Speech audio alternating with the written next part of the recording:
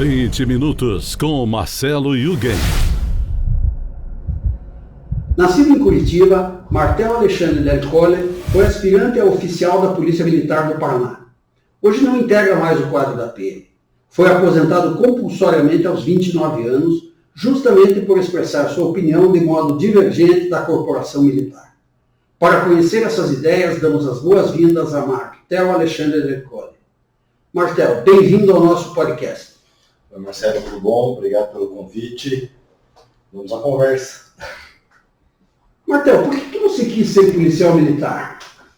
Essa é uma pergunta complicada, porque tem vários fatores. Assim, acho que primeiro, para lembrar uma coisa engraçada, eu tinha um avô, ele era caminhoneiro, também trabalhou, enfim, colocando a rede elétrica aí pelo Paraná, e ele falava de uma das filosofias de vida dele é que se você fosse policial, não precisava nem ser amigo dele mais, precisava falar com ele mais. Mas esse avô acabou morrendo meio cedo, eu tinha uns 12 anos mais ou menos, então eu não tive muito tempo de ter contato com ele.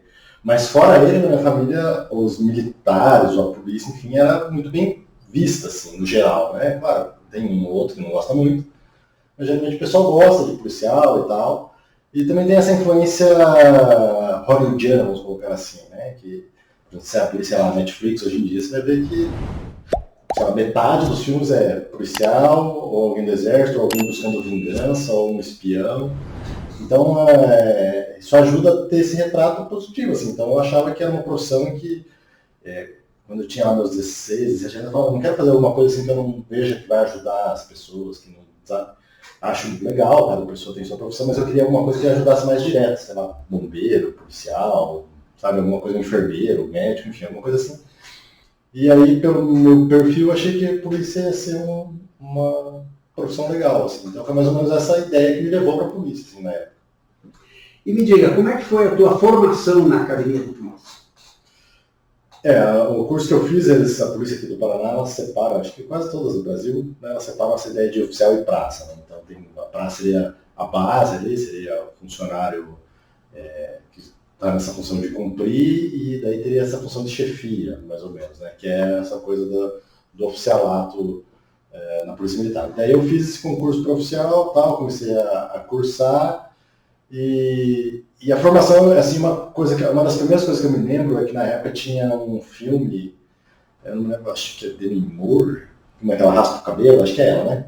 Que tinha aquela coisa de entrava um monte de gente. Daí, Código de honra. Isso, esse mesmo aí. Daí entra um monte de gente, não sei o quê, daí só os mais fortes aguentam e tal. Eu achei que ia ser uma coisa meio assim, né? E não tem nada a ver com isso, na verdade, né? É mais tédio do que se você sai pela chatice e não pela dificuldade, né? Todo mundo que entra lá aguenta, não tem nada muito fora da realidade, assim, fisicamente falando. Mas existem alguns códigos que são diferentes e que são surpreendentes, assim, também, né? Então, por exemplo, durante a quarentena eu lembro que uma das ideias era, tipo assim, você tinha que cumprir a ordem do seu comandante, independente dela ser legal, ética ou não. E o não cumprimento era muito pior do que você questionar essa questão ética e tal, mesmo que fosse, de fato, fosse ilegal, etc. Mas se você questionasse, você seria mal visto, enquanto se você cumprisse, você seria bem visto, independente dessa questão não. Então isso foi uma coisa que me marcou na formação. Claro, essa ideia, de, assim como eu de outras pessoas, de tentar estar lá para fazer o melhor, de, sei lá, tentar salvar o país, e tá todo mundo muito novo, né? Então eu entrei com 18 anos, tinha gente que entrou com 17, 20 e tal. Acho que os mais velhos da minha turma tinham lá seus 29 e tal, mas a maioria era 20 e poucos. Então, assim, a versão de mundo que eles contam é a versão do mundo que você acredita, né? Então, eu não acredito que você esteja lá querendo fazer algo mal, assim, ou né, que quando você vê, por exemplo, vários policiais jogando gás lacrimogêneo em professor, como aquela situação que houve no governo Beto Richa, essas pessoas estejam de fato querendo fazer algo mal, mas elas acreditam fazendo algo correto, enfim. Né? Então, é meio que isso, você vai sendo formado para questionar nisso, geralmente você é muito novo, tem pouca experiência de vida para questionar essas coisas, né? E tem essa ideia muito clara de que o comando é mais importante que a regra, a lei, qualquer coisa. Então, tipo, desrespeitar alguém que está acima de você, independente se você está certo ou não é uma coisa que você deve fazer. Acho que essas são as memórias que eu tenho. Assim. A minha pergunta seguinte é, como é que ocorre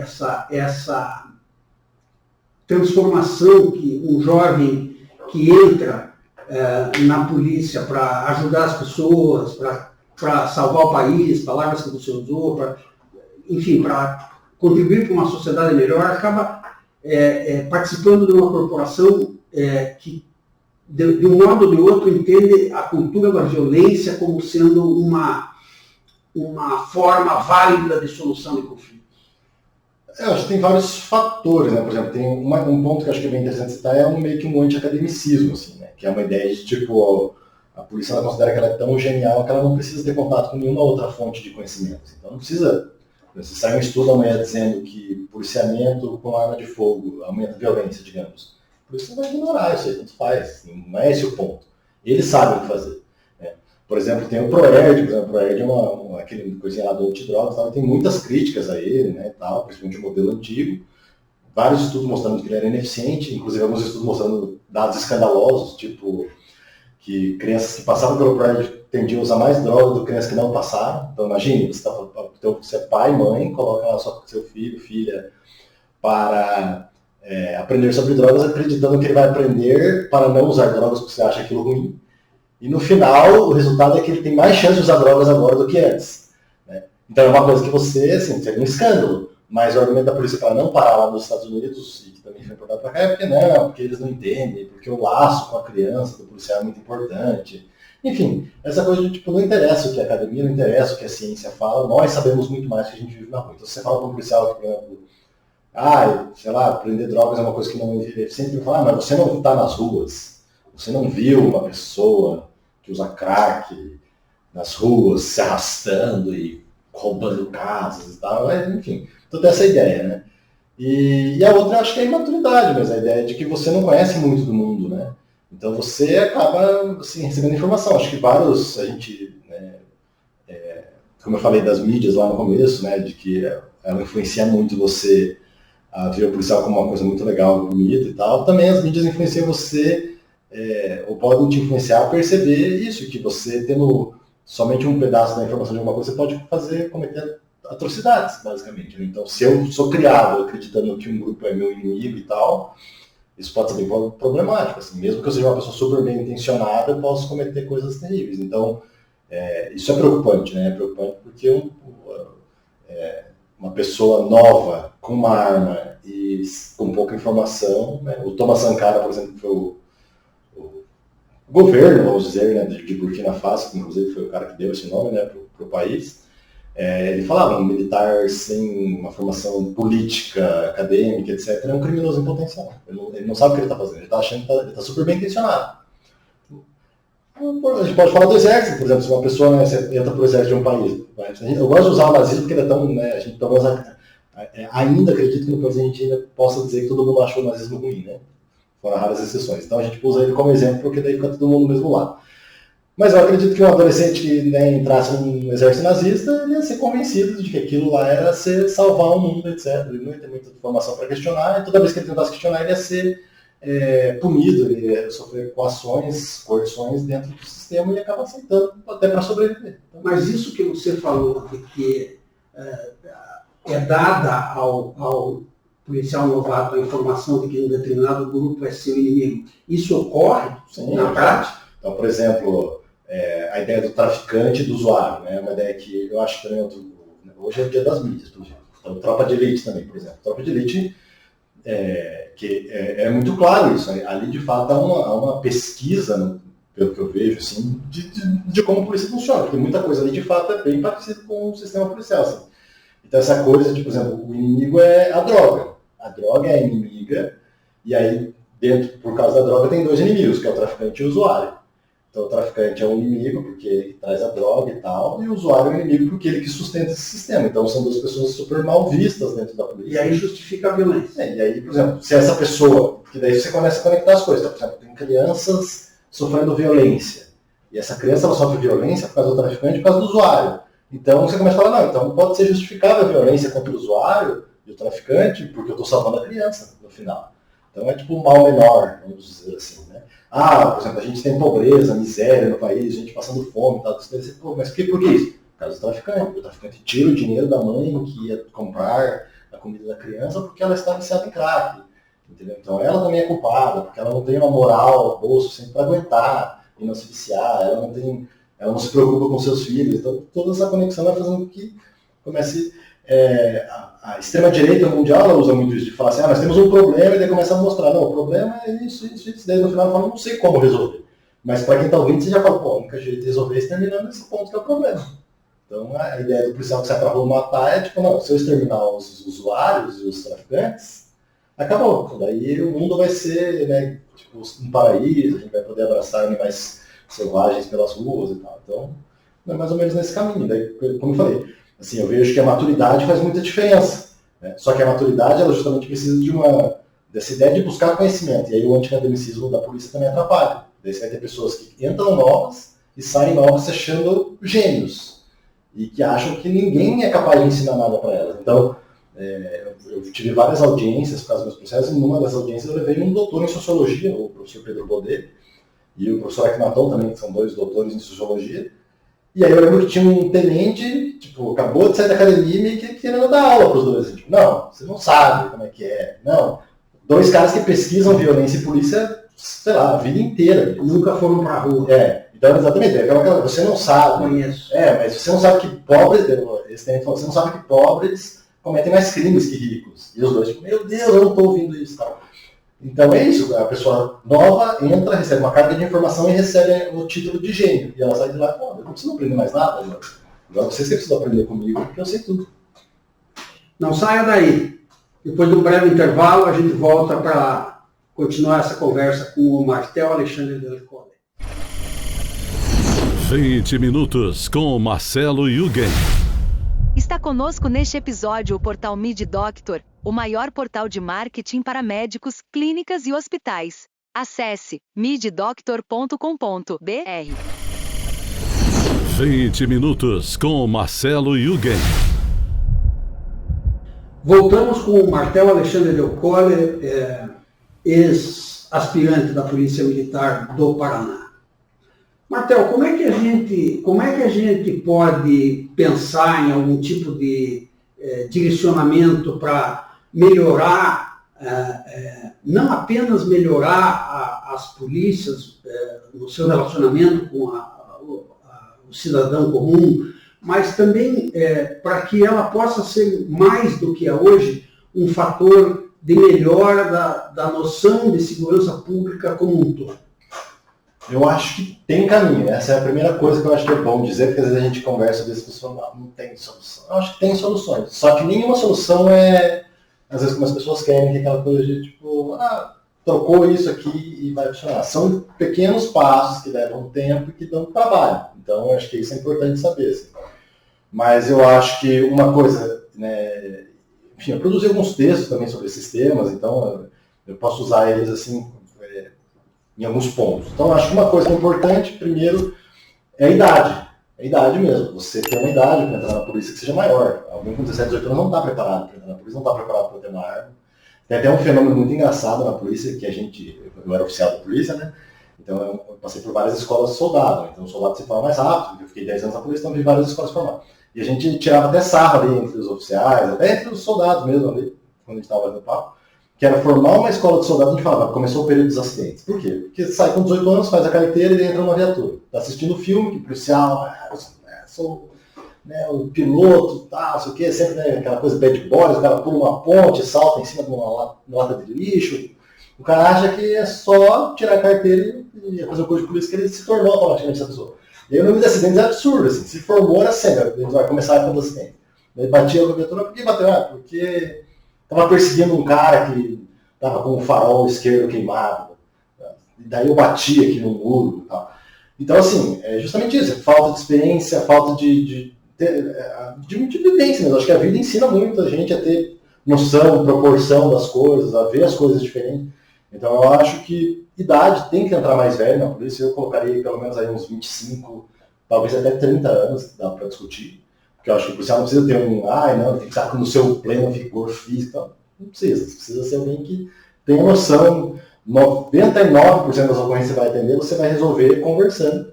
Então, você tem que ter maturidade para isso, tem que ter essa compreensão. Então, acho que idade é um fator importante. Mais contato com o meio acadêmico, mais contato com a universidade, mais contato com pesquisa, menos professores militares em matérias que não são militares. Então não precisa ter um coronel ensinando direito penal, ensinando direito constitucional. Por quê? Você tem um cara que estudou a vida inteira isso e tem um cara que está fazendo 15 funções e uma delas é ser esse professor. Vai acabar ensinando sob o ponto de vista militar. Sim, exatamente. Mas e a questão da cultura da violência, da noção da violência como ferramenta efetiva de melhora das relações sociais? Então, como eu falei, eu acho que todos esses pequenos pontos eles geram esse resultado no final. Porque, por exemplo, a gente, na história da polícia, a gente tem visto, às vezes, a tentativa de mudar radicalmente um ponto, achando que vai mudar tudo, isso não vai acontecer. Então, por exemplo, o que aconteceu faz uns anos já? Uma atitude muito legal do governo federal à época, que estava na época do Lula ainda, e que foi criar um sistema para que as polícias tivessem aulas, aprender sobre direitos humanos, também eles aumentaram a carga horária de direitos humanos nos cursos, mas não gerou o resultado esperado. Por quê? Porque é aquela tentativa desesperada de solucionar com um ponto só tudo. Falar, não, a gente vai botar direitos humanos e eles vão entender. Não é assim, porque continuam as mesmas pessoas ensinando, continua o mesmo jovem entrando imaturo e tal. Então, eu acredito que esses pontos, assim, eles podem parecer meio soltos, assim, mas eles fazem muita diferença no final. Quando entra uma pessoa mais velha, eu lembro da postura das pessoas que já eram mais velhas da minha turma, que não eram policiais, não tinham, entraram civis mesmo, tinham feito faculdade, tinham outros empregos e entraram na polícia. A visão deles já era diferente, porque eles já tinham contato com outro mundo. Quando alguém falava para eles, nossa, o usuário de drogas é um demônio, o cara falava, não, fiz faculdade, tinha pessoas que usavam drogas, então, não é assim. Se você usar, você vai virar um assassino. Não é assim. Então só esse não é assim, parece tão pequeno, faz uma grande diferença lá na frente. Então, experiência de vida, ter esse contato com pessoas que vão ensinar pontos de vista diferentes. Eu acho que um ponto que a gente percebe muito nos regimes autoritários, é essa certeza. É que ninguém questiona, e o questionar é proibido, inclusive. Agora, você imagina, dentro de um sistema de polícia, quando entra um professor de direito constitucional, que vai dizer, não é assim como o capitão falou. Não é assim a realidade. Não é bem assim. Quando alguém mais velho, que já teve vivência, fala, não é também bem assim. Não é. Eu tive experiências de vida que mostraram que a coisa não é como a pessoa está falando. Então eu acho que... Não vão permitir, vai criar uma blindagem. Eles já não permitem, né? A Polícia Militar tem ojeriza isso. Se você falar, vai entrar um civil aqui e vai dar aula. Né? Eu tive aula com um civil e era uma pessoa já bem selecionada para que eles falavam, esse é seguro que ele fale. Mas não tem. Você acha que a gente podia chamar isso de lavagem cerebral? O termo lavagem cerebral ele é complicado, ele tem uma história complicada, mas é meio que isso, assim, é uma tentativa de blindagem, né? Porque a lavagem cerebral eles dizem que é essa tentativa de reforço de uma informação. Né? Mas eu acho que a lavagem cerebral que a polícia faz, ela tem esse reforço, mas ela tem um lado contrário que eu acho que é mais pernicioso, que é você não deixar a pessoa ter mais informações para fora. Então você dizer, tudo que você vai aprender daqui para frente são pessoas que são mentirosas, são falsas, são parte de um sistema corrupto e tal. Então, não receba informações. Só aqui tem informação correta. Então, é essa a informação. Então, eu acho que esses pontos parecem tão pequenos assim, mas eles têm um resultado acho, bastante grande no futuro. Assim, porque eu acho que o meu despertar, se eu posso dizer assim, ele vem justamente de ter conhecido pessoas que fizeram questionar a minha visão de mundo. E daí você fala, mas... Né? E a partir do momento que uma coisa dessa perfeição se quebra, daí você começa a pensar, mas o que mais está quebrado aqui nessa minha ideia? Né? E aí você começa a... Deixa eu te perguntar, você foi forçado a se desligar da polícia. Depois que você fez alguns textos que eram críticos, que colocavam posições um pouco mais divergentes. Sim. Como é que foi o desenrolar desse processo? E você atribui esse tratamento que você recebeu diretamente às suas posições críticas? Assim, eu ainda estou respondendo vários processos, né? Então a gente conseguiu reverter, eles tinham me excluído da polícia, então a gente conseguiu reverter esse processo, e eu vou responder de novo, obviamente, mas a gente conseguiu, não estou excluído mais. Né? Continuo aposentado, mas porque eles me aposentaram por depressão, então um processo não tem relação com o outro necessariamente, mas eu continuo respondendo que a minha ideia é que a gente consiga no final uma não exclusão. Não porque isso vai mudar alguma coisa na minha vida, mas eu acho que como um símbolo é importante, porque eu acho que fica para outras pessoas, né, no futuro. Né? A pergunta, né, que esse processo na verdade é uma pergunta, né? Você pode criticar a polícia e ser visto como algo ok ou não. E qual é a resposta? Até o presente momento é não, né? Mas a gente quer mudar para sim ainda, né? Também tem o processo criminal, né, na justiça militar, porque eu critiquei oficiais, segundo a polícia, eu critiquei meus superiores hierárquicos quando eu faço críticas à polícia, então também estou respondendo, mas eles também estão na briga para, né, a luta também é ser absolvido, mas nós estamos nessa briga aí. E quanto a se isso influenciou, eu acho que com certeza sim. Eu tinha uma postura crítica na polícia, porque eu tinha muito uma coisa de, tipo, a gente tem muita responsabilidade como policial, então eu sempre tive essa visão, assim, porque eu trabalhei uma época em Foz do Iguaçu e acho que isso me ajudou a ter essa visão mais forte, porque em Foz do Iguaçu a gente era, tipo, em 8 oficiais e a gente cuidava de umas 5 cidades. E era, tipo, a gente fazer o planejamento dessas cidades. Se eu quisesse falar, não, os policiais vão trabalhar do lado direito da cidade e não vão trabalhar do lado esquerdo, eu faria. Então é muita responsabilidade. Eu tinha, tipo, 23, 24 anos, eu tinha a responsabilidade da segurança de uma cidade. Então isso ao mesmo tempo que me causava uma certa preocupação com a minha capacidade, assim, também me causava eu ficava muito irritado às vezes quando eu via uma falta de compromisso de pessoas que tinham essa responsabilidade. Porque para mim, pô, você não pode tomar uma decisão que vai influenciar, vai ter um impacto desse, assim, eu vou fazer o que eu gosto. Não, sabe, você está mudando a vida de muitas pessoas, então não pode. Então, isso me causava uma certa irritação, às vezes causava alguns atritos pequenos dentro das unidades, algumas unidades que eu trabalhei, mas acho que isso é tudo dentro do normal. Assim, nada, para mim, pelo menos, nada fora do normal, porque, enfim, a concordância e a discordância é uma coisa que ela tem em qualquer ambiente de trabalho. Mas a polícia realmente tomou uma postura muito diferente a partir do momento do texto. Assim. O texto foi realmente uma coisa que foi um insulto à polícia, e nem foi o conteúdo do texto, porque durante um processo também na justiça criminal, foi trazido alguns oficiais lá que falaram que o texto causou um grande impacto, que causou insubordinação na polícia, e a primeira pergunta que o meu advogado fazia é: vocês leram o texto? E a resposta de todos foi não. Então, assim, pelo que eu entendo, não foi nem o conteúdo do texto que causou esse impacto, foi a ousadia de escrever. Foi tipo, como é que você escreve? Como é que você tem coragem de escrever algo que não diz que a polícia é maravilhosa? Assim, né? E que para mim era muito natural. Até a época eu me lembro que teve uma soldado que ela ficou muito brava comigo. A gente era muito próximo, assim, e eu gostava muito dela, acho que ela também gostava de mim. E ela ficou muito brava pelo texto. Ela falou: como é que você escreve isso? Porque você está, sabe, tipo, manchando a imagem, enfim. Então, para a visão dela, aquilo era uma ofensa mesmo. E para mim era o contrário, assim, era por gostar da polícia. Claro, a crítica constrói. São coisas que a gente aprende, eu não sei, é difícil pensar de onde vem, talvez seja da formação da minha família, tá? Mas eu tenho uma coisa para mim que é a seguinte: eu só critico quem eu acho que é importante. Se eu não acho você relevante para mim, por que eu vou perder tempo te criticando, te dizendo, pode melhorar? Tanto faz, você, né? Então, para mim, naquele momento, eu ainda tinha um grande apreço pela polícia. Sabe? De tipo, não, eu quero que a polícia melhore. Eu estou indignado porque a polícia não é melhor. Como é que vocês fazem as coisas desse jeito? Né? Mas não foi compreendido assim. Pela polícia foi compreendido tipo, como algo assim, insuportável, assim, que não podia ser aceito. É corporativismo. Isso. E um corporativismo realmente virulento, assim, de tipo, não havia nem assim, me explique por que você escreveu. Não, você a partir de hoje, você assinou a tua condenação. A gente não vai te deixar livre e não vai deixar você trabalhar mais na polícia. Daqui para frente, tudo que a gente puder fazer para te prejudicar, a gente vai fazer. Nós vamos para mais um breve intervalo e já voltamos para o bloco final de 20 minutos com Marcelo Yugen. Não saia daí. 20 minutos com Marcelo Yugen.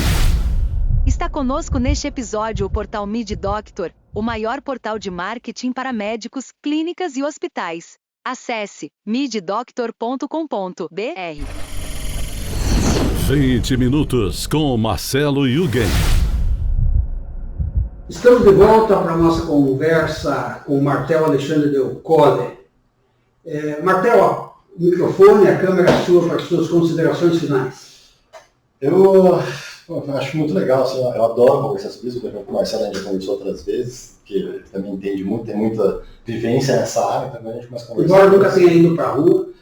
Mas acompanhou de perto, então eu sei que acompanhou e aí a gente se parar para conversar, isso vai 3 horas, mas Eu acho que assim, uma coisa, né, eu me preocupo muito com esse despertar das pessoas que estão envolvidas em segurança pública para entender o que a gente está falando, para que não fique essa coisa de adversários, enfim.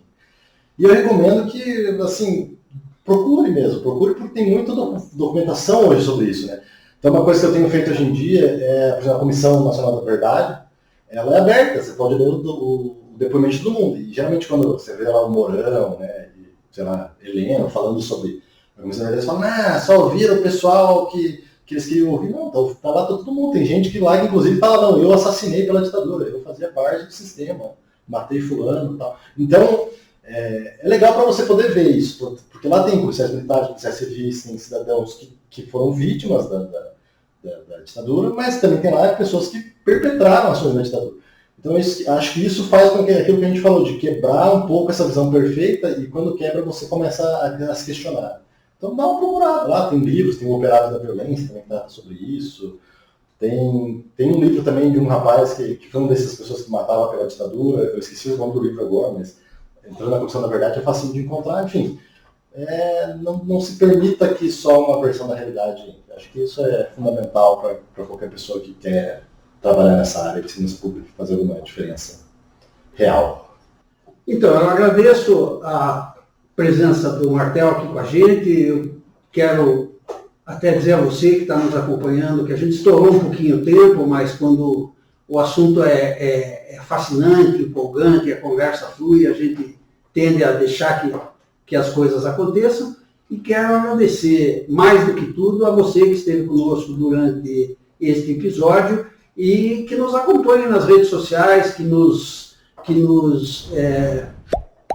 diga como é que você está vendo, dê sugestões e comentários, que nós vamos estar aqui. E até a próxima edição de 20 Minutos com Marcelo Yugen. 20 Minutos com Marcelo Yugen.